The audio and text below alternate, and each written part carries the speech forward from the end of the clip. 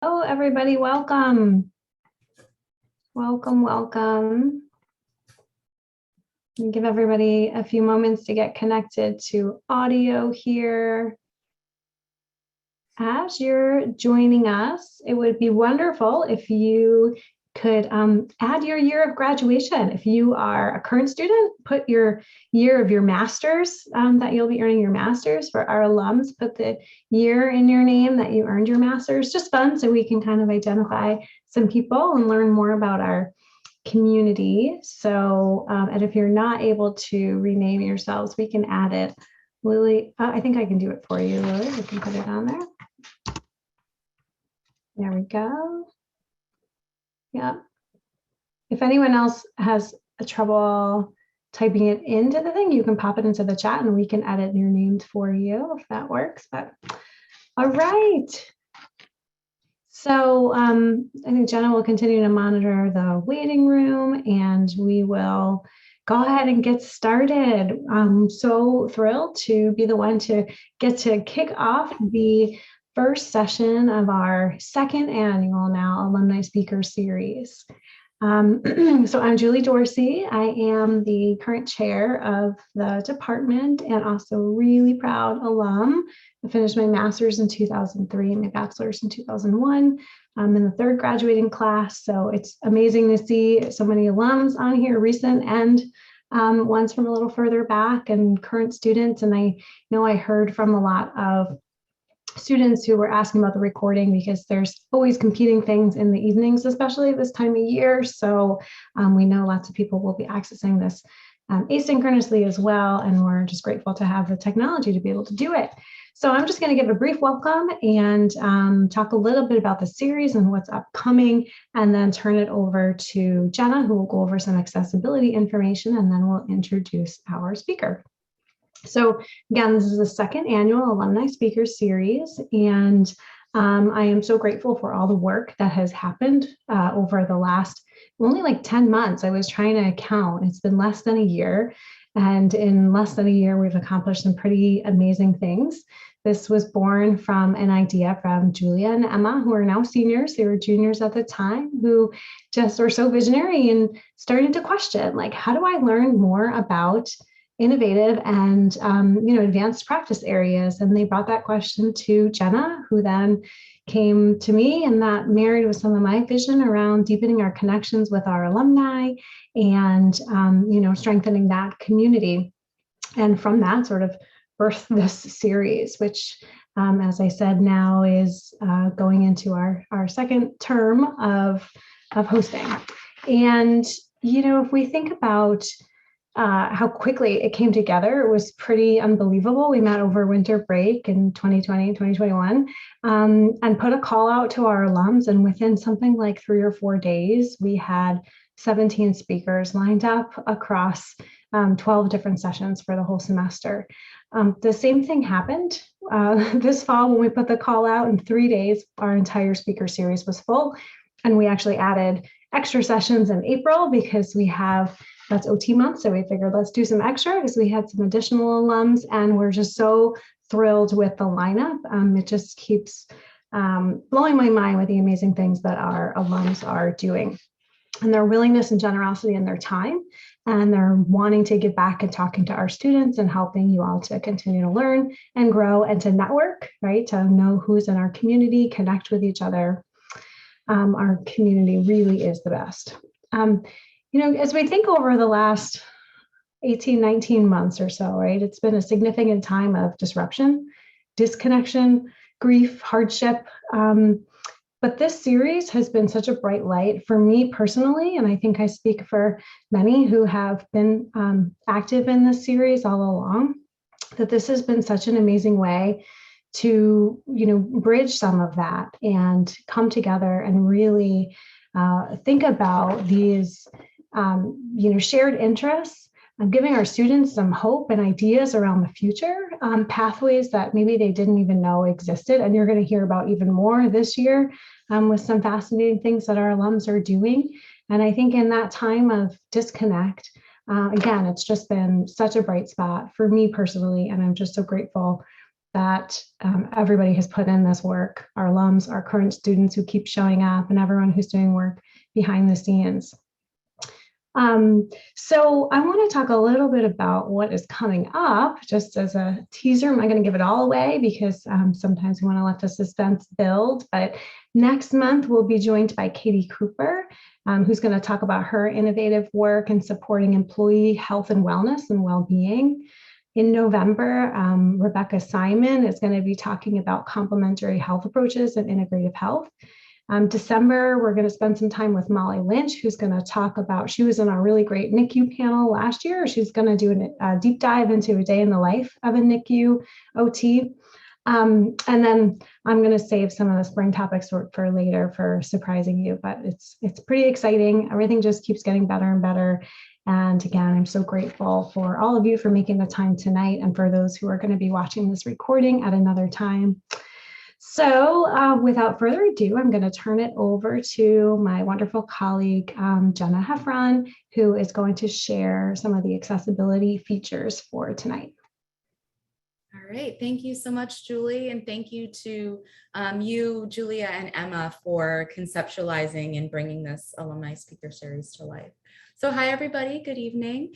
I am Jenna Heffron. I use she, her pronouns. And as Julie mentioned, I am going to first talk about some accessibility features that we will be using on Zoom to create the most accessible environment that we can tonight. And then I will introduce our speaker, Lauren Reightler, and share her brief bio with you, and then turn it on over to Lauren to take it away for the evening. So starting with the access features first, we are using Zoom closed captioning with a live transcript option tonight. So you can, if you choose, click on CC live transcript, which is at the bottom of your Zoom window. It is next to the reactions button. And there are two ways to turn on the live captioning and live transcript. The first option is you can click on show subtitle, which will make captioning appear at the bottom of the screen. If you experiment with that and then want to turn off the closed captions, you click on CC live transcript again, and then hide subtitle.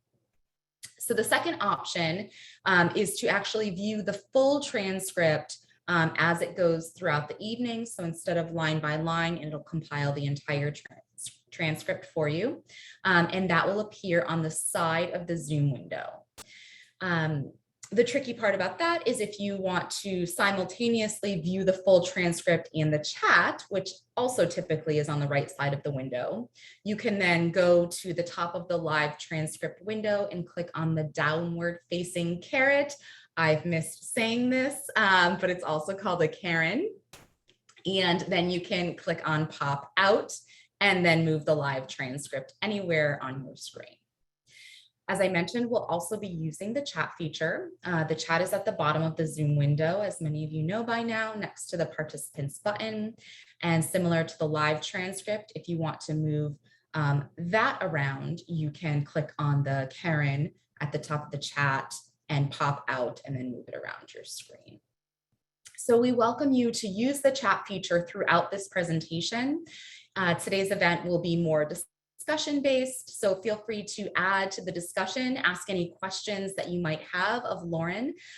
We will also have a question and answer period at the end, and we can field any questions from you all that you might have through video if you want to shout it out, or via the chat. So engaging with the technology in whatever way feels best to you. As Julie mentioned, the session will be recorded, and along with an edited full transcript will be posted on our Canvas site for current students, faculty, and staff to access. So I am thrilled to welcome you all to our kickoff event for our second annual Alumni Speaker Series tonight. We have the pleasure, the distinct pleasure of welcoming back Lauren Reightler, who was in our first series as well.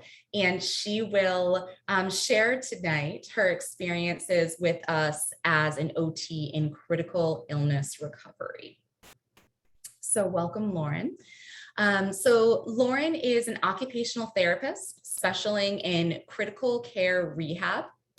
She graduated from Baylor University in 2021 with her clinical doctorate in occupational therapy.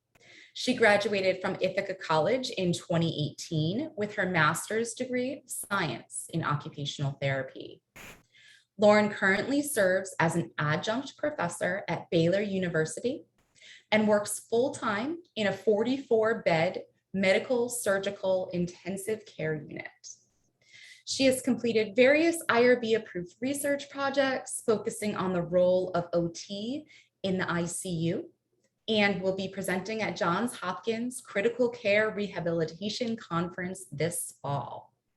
So again, welcome, Lauren. We are so pleased to have you. At this point, I will turn it on over to you, and Julie will be sharing your visual on a screen, and you can take it over whenever you are ready. Sounds good. Thank you, Jenna.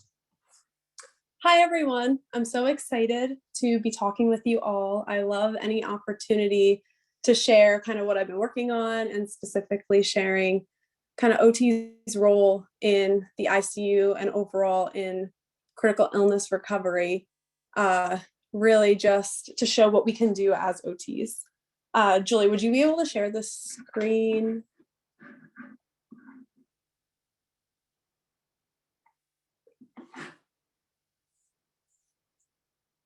Can everyone see that?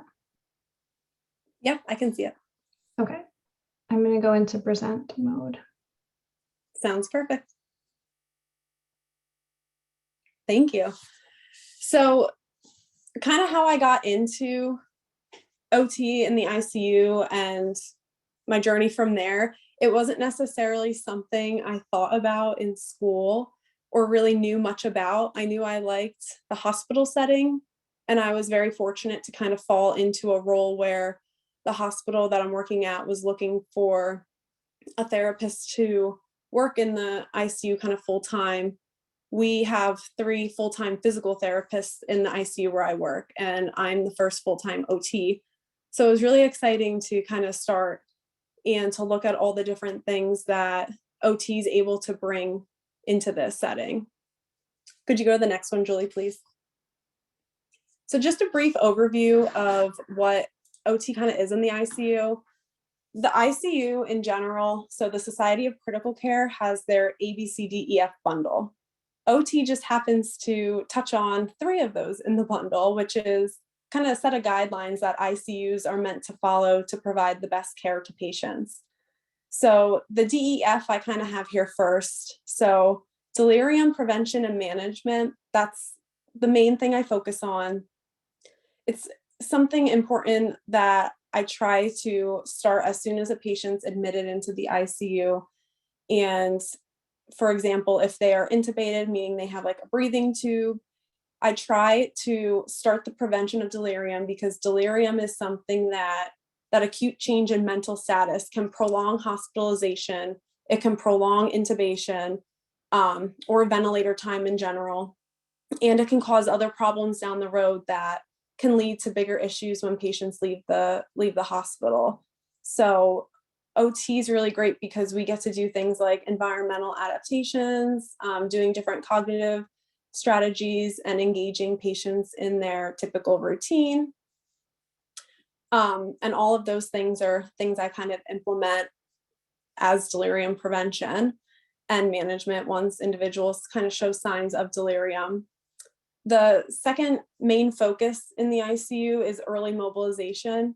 So I'm very blessed to work in an ICU where the other therapists that I work with, the physical therapists, they're very aggressive in kind of our treatment and rehab, because we want to prevent patients from getting weaker while they're having a prolonged ICU stay. So we do things like we mobilize patients as soon as it's safe to mobilize them. So whether it's getting out of bed, standing up and brushing your teeth while you're in the ICU, sometimes just getting to a bedside commode. We somewhat have bathrooms in the ICU, but they're very low toilets, so we usually use like a bedside commode. The next thing I kind of focus on is family involvement. So family involvement is really important because it allows patients to, A, it can help prevent delirium, and B, it can help the family and the patients get through the time in the ICU, prevent things down the road, such as like PTSD from, or post-traumatic stress disorder from being in the ICU and some of their experiences. The last two things I focus on that are kind of the main things I do are communicate different forms of communication. So whether it's switches with an iPad, low technology using a whiteboard, or different writing tools, or just like a communication board.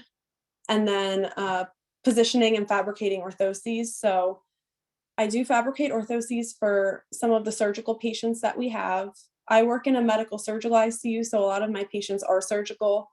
For example, having like different oral cancers removed. So sometimes when they do that, they take a skin flap from their arm, and then they need like a resting hand orthoses or a thumb spica. So those are the two most common ones I do. And then positioning has become very important in COVID times. The medical surgical ICU is also the respiratory ICU where I work. So it's the COVID ICU. And one of our main treatment strategies for patients is having them lay on their stomachs. And a lot of the times that they're laying on their stomachs to help their lungs breathe and rest, a lot of the time they're chemically paralyzed when they do that. So they're not flipping themselves onto their stomach. Nursing staff is.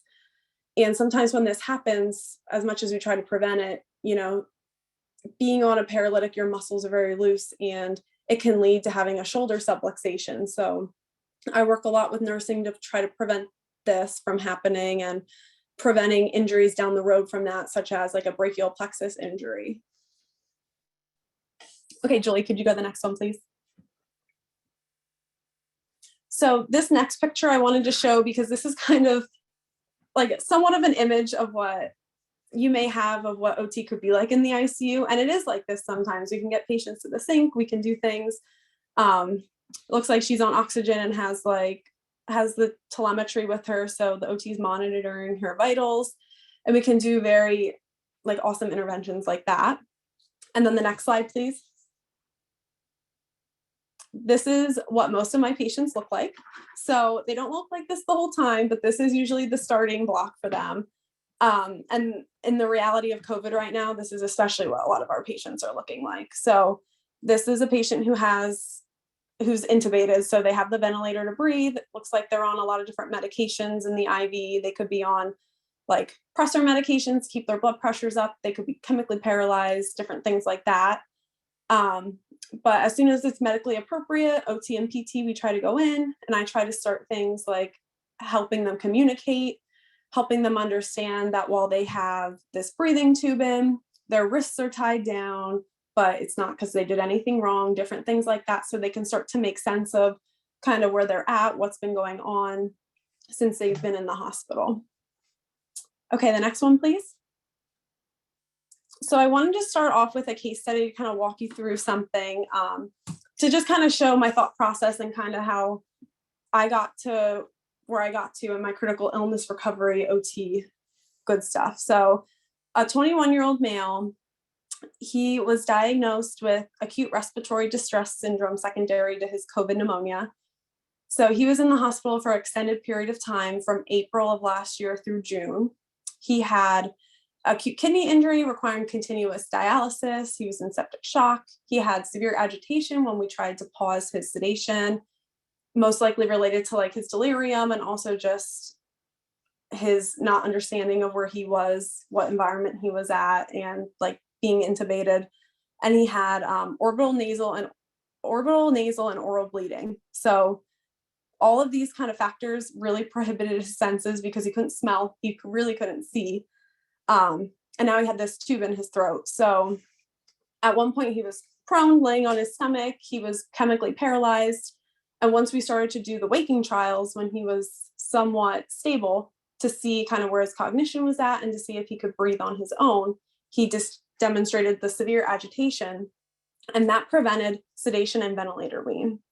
And that ultimately led to him getting a tracheostomy, which is a hole in your throat that the ventilator can go into to do a more prolonged wean.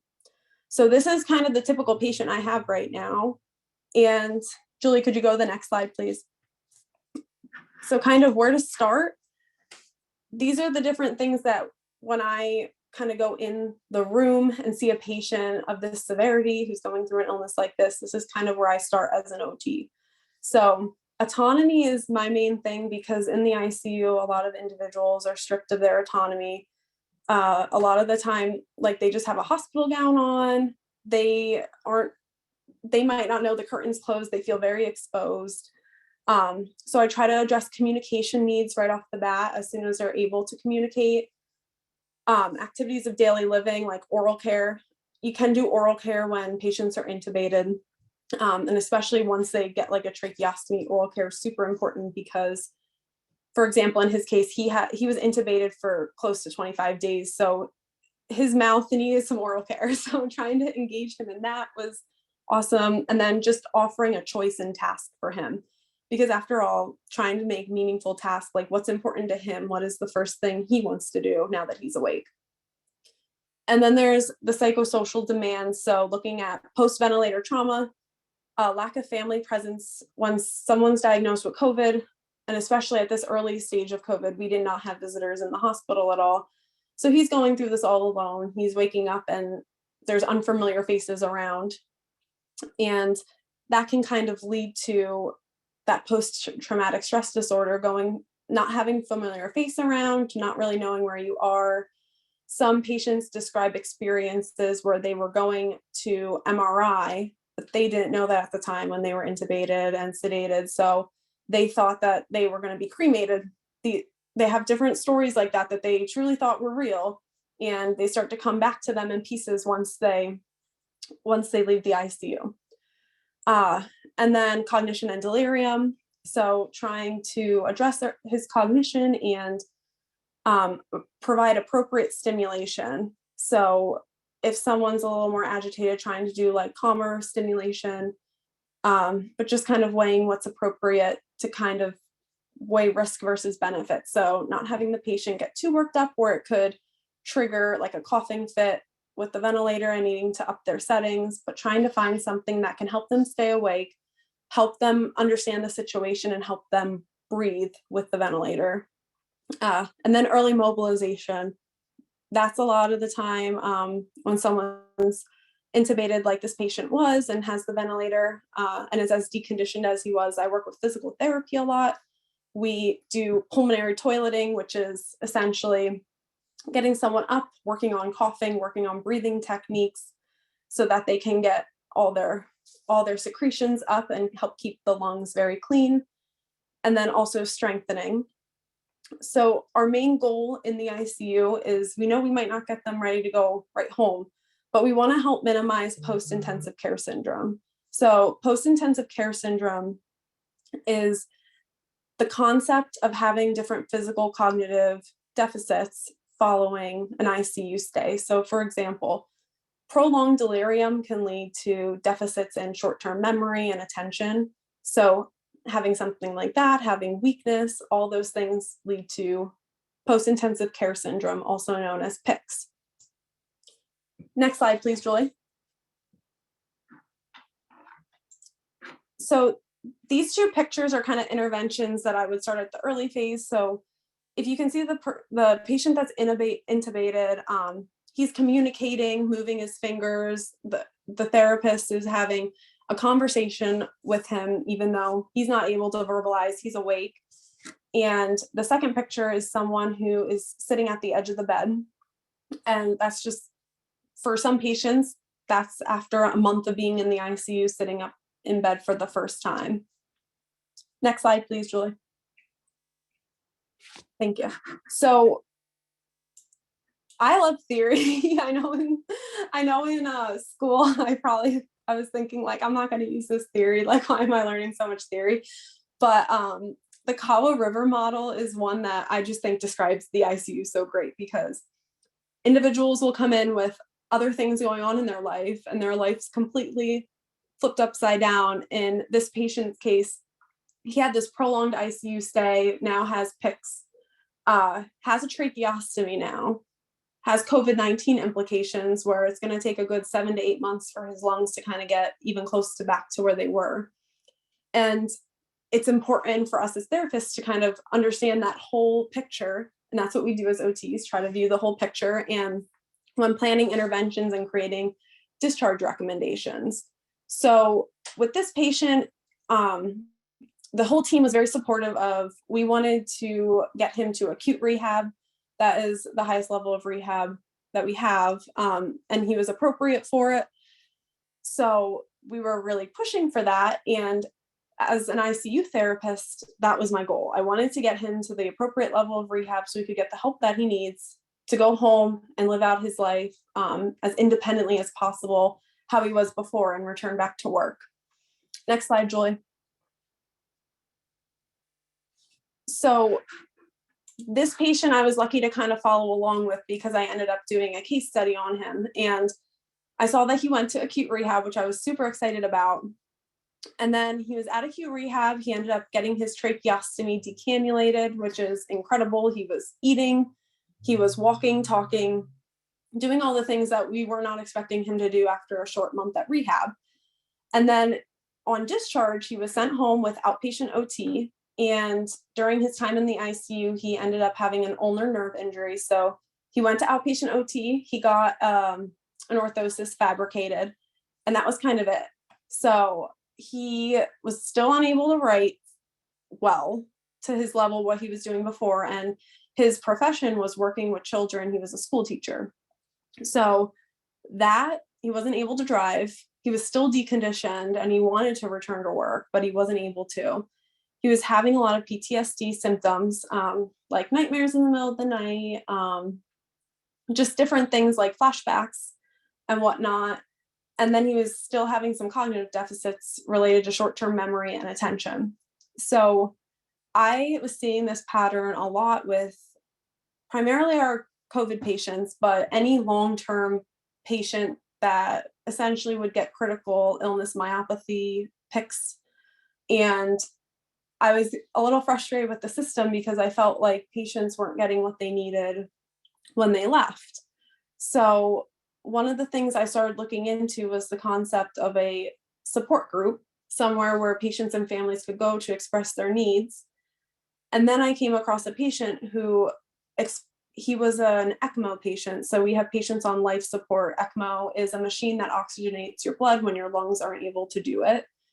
And all ECMO patients have follow-ups once they leave the hospital with a cardiothoracic surgeon. So he ended up talking to his cardiothoracic surgeon, essentially describing his PICS symptoms. And I had another patient who did the same thing. And we started to come up with the idea of what some other hospitals are doing, where patients go to an outpatient follow-up with ICU professionals, and we take a look at their full picture, what deficits they're still experiencing, what their goals are, and we recommend different things for them to help them achieve those goals. So next slide, please, Julie. So that is where the idea of a post-intensive care syndrome clinic came from. So I started talking with a physical therapist who was very interested in the idea, and he was talking with me about some of his knowledge about how different universities such as Vanderbilt, they have an OT run PICS clinic. And we wanted to use COVID as kind of momentum to create this type of clinic, where it's like an outpatient model.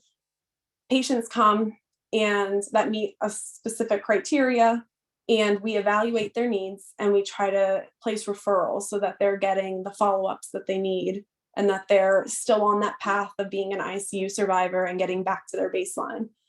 So the model that we essentially came up with right now is an OT is kind of the center of it. We have a case manager who's kind of making the calls, getting referrals so that individuals will come to the PICS clinic that they know about it. And we have a critical care pulmonologist who works in the ICU and also does outpatient visits. So it's really incredible because our model consists of essentially myself, I'm the OT, I'll be going in and evaluating patients for different physical and cognitive and psychosocial deficits. And after I'm finished discussing with them, I will go discuss with the pulmonologist and make my recommendations, and she's able to put in the orders for these patients to have the follow-ups that they need. So it's very exciting. It's opening in January 2022 at the network where I work. And I just, not only is it something that we're able to help individuals and community members get back to what they were doing after their ICU stay, but I think it really shows the value of occupational therapy. And it's also educating other healthcare professionals in the ICU what we do, what our purpose is, how we can follow patients through the whole lifespan. And it's a unique role that I never thought I would have starting out as an OT, especially one so quickly. I graduated in 2018 with my master's, and I was lucky to fall into a role I really loved in the ICU. But being able to work with patients after we see them knocking on death's doors sometimes and seeing them bounce back and helping them get back to where they want to be. And that's kind of been my big project the past few months, and something we're hoping will continue to run smoothly. Our hospital is very supportive of this, and I'm very fortunate for that, because it's definitely a role that I didn't always know an OT could take, but I think it's definitely very important to help bridge the gap between being in the ICU and getting back to your baseline. So that's kind of the main overview I wanted to give you guys of kind of how I work in the ICU. I saw a patient and kind of why my thought process was to create this PICS clinic. So if you guys have any questions about working in the ICU, the concept of the PICS clinic, or kind of what things we'll be doing there, go ahead. Lauren, I think we lost your video. Your audio is fine since you're phoned in, but Okay. I don't know, just so you have a heads up. We can hear you perfectly though. Okay, perfect. Thank you. Mhm. Let's see if I can troubleshoot it. Okay. Yeah, thank you so much, Lauren. So I invite folks in the audience in the Zoom room here to, think about any questions, as Lauren said, that you have for her. And kind of while you're getting those brewing, feel free to put them in the chat, or you can shout them out or raise your virtual hand. But I just want to say how much I appreciated that presentation, Lauren. That was a beautiful kind of overview of, all of the applause, a beautiful overview of what it, is like to work in your particular setting. And you gave a beautiful image, both with your words and with the images that you shared with us. So I found that really helpful. One thing that really stuck out to me, and that, folks might not think about right away when they think about a practice setting that is so medically based, like the ICU, is that really at the core of what you're doing. The things that you mentioned are just so OT, so occupation based, so client centered, right? When you're talking about things like autonomy, right, in the ICU, where people don't really have a whole lot of choice and control over what's going on. And that was the first thing that you mentioned. So I was just thoroughly impressed with that. And I think that that's really, really valuable to have that front and center. Thinking about psychosocial demands too, and what these folks are going through as humans, and how, environments can, support them, but also the things that they're missing, right? With lack of family around right now, and all of the factors that go into the things that they're experiencing, things like, trauma as well. And even not just the trauma of their potential injury or illness, but also what can be caused just by being in that setting, right? And all of the things that they experience there. So it was very, very profound, and I appreciate you sharing all of that. I think also what a great model of an interprofessional group. Selfishly, right? I teach the individual and group course right now, and just today we were talking. We're just getting into really like group design and development, and outcomes, right? And outcome measurement and targeting, and really, talking about how to bring people together. And I pointing this out for the juniors in the room here about how lovely Lauren kind of how well she outlined how she brought folks together for this group, right? And folks who meet a certain criteria and then evaluating their specific needs as part of the group. So I just want to say shout out. I don't think you did that on purpose, but a really nice display of that. Thank you so much. Yeah, so I see a question in the chat here from Grace. She's saying, or maybe it's a comment here. So really awesome job. She worked on an LTACH. You might have to define that for me. I'm not a medical LTAC, like long-term acute care hospital. Ah, yes, in an ICU setting for her first level 2 field work. And you really hit the nail on the head. Thank you for emphasizing the dignity and autonomy piece. So agreeing on that. Thank you. Jen, I'm not sure if you see it, but Kara, one of our alums, has her hand up. Hi, Kara. No, thank you for that. Lauren, that was awesome. I actually just started working 6 months ago as the first OT in acute care, which is pretty wild.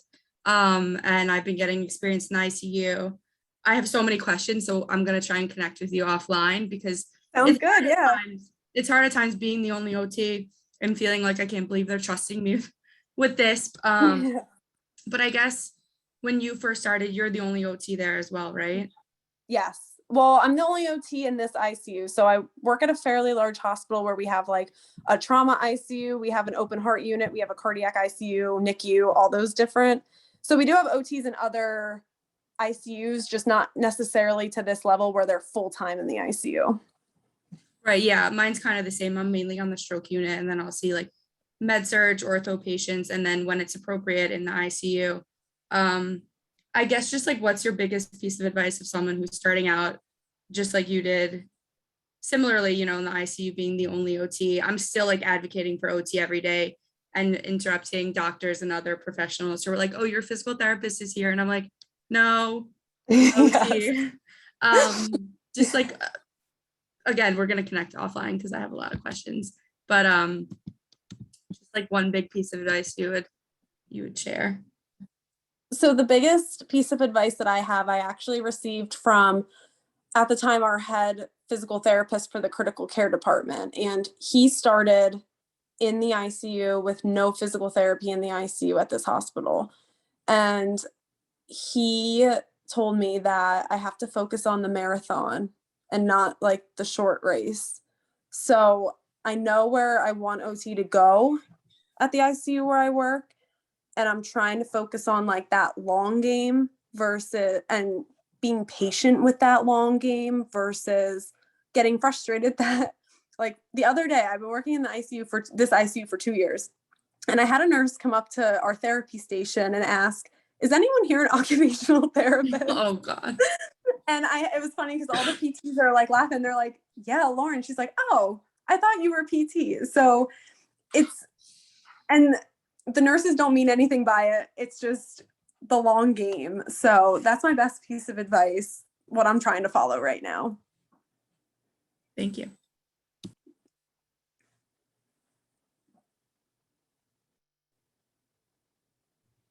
Any other questions that anybody has for Lauren right now? If not, we've got a few up our sleeves too. There's a question in the chat from Bryn. Hi, Bryn, who's an alum. So it says, what hospital do you work for? Can you talk about how you justify the service and how is the hospital paying for it? Great presentation. I'm wondering, Bryn, if that is the question about the new program. I don't know if you want to clarify that.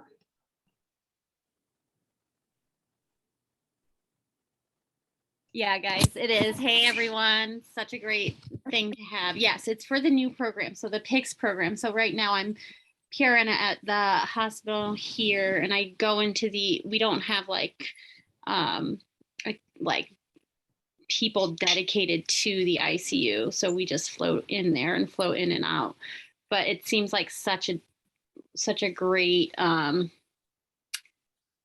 program. And I'm just wondering how the hospital, how would you pitch that to them? And then how would they pay for it? So awesome. Yeah, that's a great question. So I work at Lehigh Valley Health Network at Cedar Crest, which is kind of like our large hospital in Allentown, Pennsylvania. So how the hospital is going to get reimbursed for our services, we talk to a lot of different facilities that have PICS clinics up and running now. And the best way that we kind of saw fit was that the clinic is going to have a budget. They're going to essentially buy my time from the hospital. So they'll buy me for a half day once a month. That's kind of what we're starting at. And after they buy my time, the way that we bill patients is that we're not going to bill them for an OT eval. We're going to bill them because they'll also be having a checkup with their pulmonologist. So there's a type of visit, I believe it's called like a transition of care visit. So when they leave the hospital and when they go to an outpatient visit, it's called that transition of care. And a lot of insurance companies want that transition of care met to help prevent rehospitalizations and like readmissions within 30 days. So the pulmonologist will be billing for that, and then the clinic will be buying my time. The hospital kind of got buy-in in a few different ways, mainly just because they thought it would be a great service to offer. And also because right now, a lot of other ICUs are experiencing a similar thing where we're having a lot of nurses going to different settings just because of the toll that COVID's taken in the past year. So we're hoping that some of these patients, if they're willing to revisit the ICU or just share their stories, that it will also help some of the healthcare professionals that, see the patients in this not so great situation, but never get to see the journey after. So that's how we're kind of paying for it in a sense.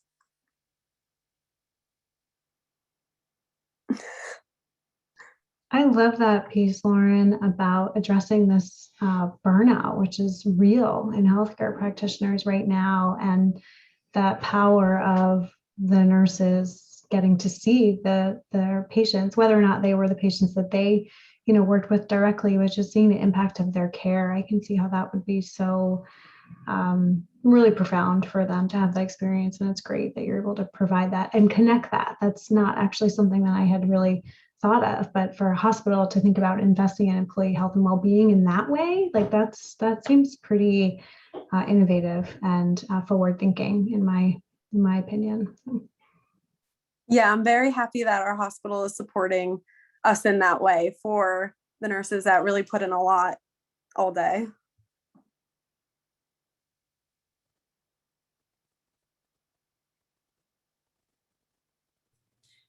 So I'm not seeing anything in the chat at this point. So something that we kind of have, and we're thinking as moderators here, is if you could share a little bit about how you got into this area of practice, whether it was something that you kind of always envisioned yourself doing, or kind of how you got to where you're at today. That would be wonderful. Sure. So I kind of fell into this role a little, and I had a clinical in acute care, but the hospital where I was at, they didn't really work with patients in the ICU. So when I heard, I was like, oh, I'm going to be in the ICU. Like, let me see what this is about. And I was a little shell shocked at first, like, whoa, we do this. Like, my ICU is very proactive in like mobilizing vented patients. So I was in a session with, when I was shadowing at the time, I shadowed a lot of physical therapists. And I saw the one physical therapist mobilize an intubated patient and got them to the commode. And I was like, this is awesome. So that was kind of just, I loved it because, you're helping patients start to heal while they're still at a very critical state in a sense. But by the time this patient was able to medically be cleared, she could go home. And I thought that was huge because she didn't want to be in the hospital anymore or at rehab anymore. She wanted to go home because she had been in the hospital for over 60 days.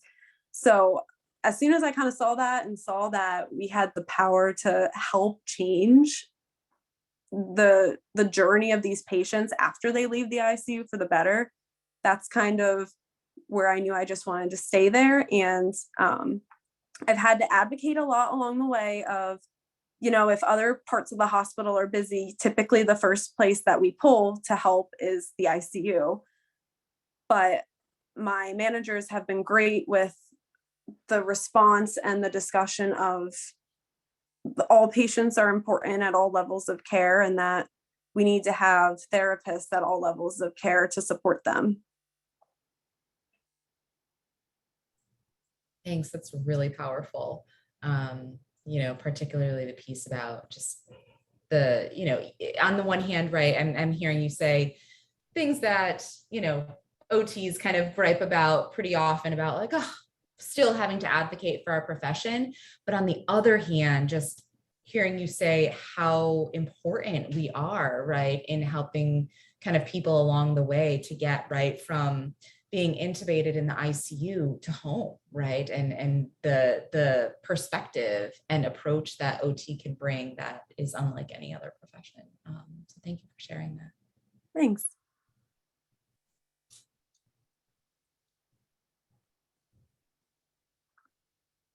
Can I ask a question, Lauren?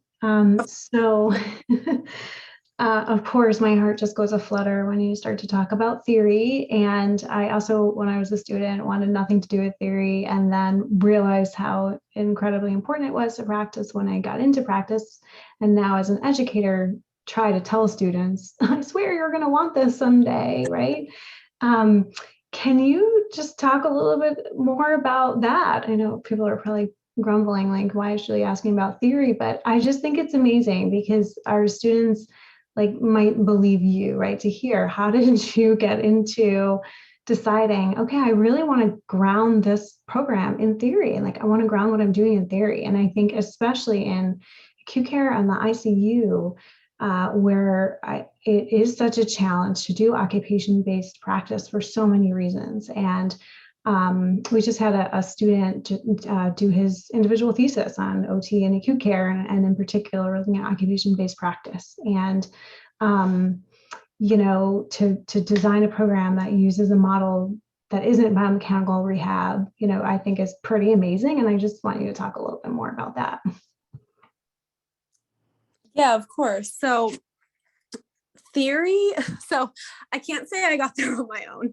I definitely remembered theory from school, and then I started in acute care, and definitely a lot of what I saw was maybe not necessarily occupation based. But when I started going back to school for my doctorate, we had theory, and I had to connect a lot of what I was doing in current practice with different theories. And it just really clicked for me because especially in the ICU where I've had patients or I've had situations where I'm like, should I be seeing this person now yet? Should I wait a little? What should I do? If I look at different like theories to ground and guide practice, it really just helps. And it helps me know that other practitioners are using this, and that it's something that works and something that really helps keep us occupation based. So when this past year, when I started to have a little bit of trying to figure out, am I doing the right thing in the ICU? I don't have any like mentors that I know of in the ICU. I ended up reaching out to a therapist that I saw in AJOT and in OT practice, who was at University of Southern California. And she was amazing, was willing to speak with me and share all of her different like advice and how she got into the ICU and different things she uses. And she talked about theory as well. And I was like, okay, I'm on the right track using this. And it is something that helps organize my thoughts and helps keep me on the right path with getting patients back to back to the lives that they want to live. Thank you. And great strategy of networking and reaching out, right? When you're reading articles or, going to conferences and seeing people talk on things and in a career pathway that you're interested in or topic you're interested in, reach out to them. Most people are like so flattered when they get contacted of like, what, you want to talk to me? So it's pretty cool. Don't ever be afraid. I'm proud of you for doing that. And it's a great strategy for our students and alums to hear, really, to just reach out and connect. It's a pretty small OT world. There's a lot of us, but there's some deep connections there, and OTs are genuinely caring and wonderful people who want to support, other practitioners. So that's great. We've got time for a few more questions or comments. Emily. A question. So what made you seek out to get your doctorate, and like what did you gain from having like the education of a doctor versus like having like the master's? Because that's like a big question like my cohort has been like talking about recently. So I just wanted your opinion on it. Yeah, that's a great question. I definitely think it definitely depends on what your goals are as a therapist, and just your overall, like I was fortunate enough that like financially I could go for my doctorate. And at the time I did an individual thesis when my grad year at Ithaca, and I loved doing research. And then when I got into the field, I knew that potentially going for my clinical doctorate, that it would help me further do a research project while I was kind of out in the field. And I was hoping it would help just almost like I kind of love school. So I was also like, I'd be fine with going. And I definitely didn't do it thinking I would get a higher compensation or anything like that. I definitely more so did it because I was interested in like research. I was playing around with potentially being an educator, and I knew that I had these different goals, and I didn't know if I'd wanted to commit to them or complete them all, but I knew getting my doctorate was a good start if I wanted to go down any of those roads. And I kind of had a program where I could work full-time and go to school, and it was significantly more manageable, I think, than I wanted to work full-time and start getting experience and whatnot. So I know that's kind of a roundabout answer of how I got to that, but I just kind of thought of what my goals were and what would kind of help that. And that's kind of how I led to my doctorate. I'm really happy I did, because a lot of the other students that were in my cohort and just the professors that I had were absolutely incredible. And it was a really good outlet for me during COVID working in the ICU, because it was very tough to see any type of OT progressing because a lot of my patients were paralyzed, prone, and sedated. So having that mindset of this is what we're doing it for, it really helped. That's really helpful. Thank you. I have a quick question. You touched on it a little bit, but I was just wondering, what's your favorite part of your job, or do you have a favorite specific memory you'd like to share? We definitely have some great stories working in the ICU. Some of them have been pretty wild the past year, just because medical complexities kind of changed with COVID. But probably my favorite memory that can happen with different patients, and I have a few different memories in my mind all relating to this, is when I get to the point with the patient where they are smiling or trying to smile if they're still intubated, and they do a little dance with me, like when I'm like, look, you're alive, like let's dance a little, and they're just shimmying their shoulders. That is probably the best part, because you see they're kind of mad at you for wanting to dance, but then they're kind of happy that you're dancing. And they usually, a lot of my patients don't always remember me, but they usually remember that part. So that's probably my favorite part.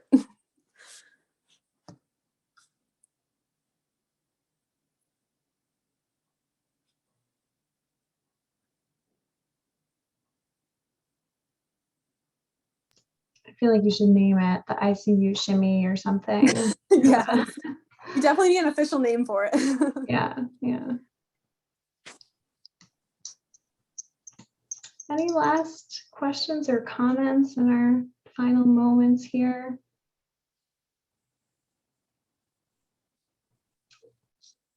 All right. Well, thank you again, everybody, for attending, and huge thank you to Lauren, not just for tonight and coming, but for the work you're doing in the profession, really for advancing the role of OT in the ICU and in critical care.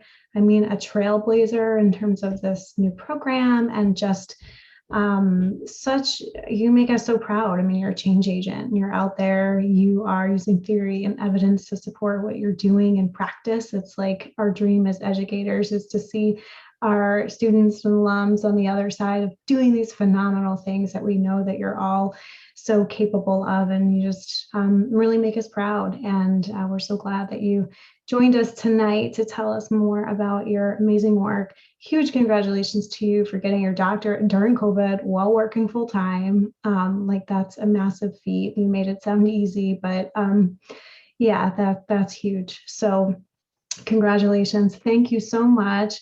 Thank you to all you for coming. We will see you again next month when we talk to Katie Cooper, who I believe graduated in 2008, 2009. So she's been in practice for a number of years and is doing some new work that she's going to talk to us about in supporting employee health and well-being, which I'm really excited to hear about. So we look forward to seeing everybody then, and have a wonderful night.